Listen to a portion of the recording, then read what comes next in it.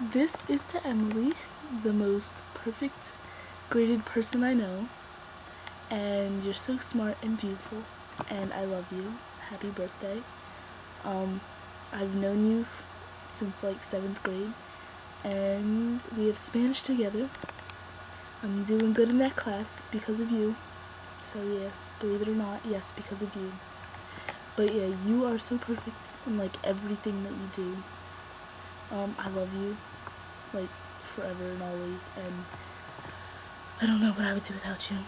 I don't know what I would do without my smart friend, like the one friend that has perfect grades. Yes, I love you, and I don't know what I would do without you. Like, I really need you in life, so yeah. I know we don't talk a lot. We are getting a little bit better at that, but we have a lot of fun times in Spanish. That was awesome. Yeah, like Marcus and him swallowing toothpaste. Yeah, that was pretty funny. When you told me that, I mean, well, he told us that. I feel dumb. But yeah, I love you so much. Like, we will be friends forever. Like, there's no way of getting out of this friendship. No, I'm just kidding, I love you. But yeah, friends forever. I don't know what else to say.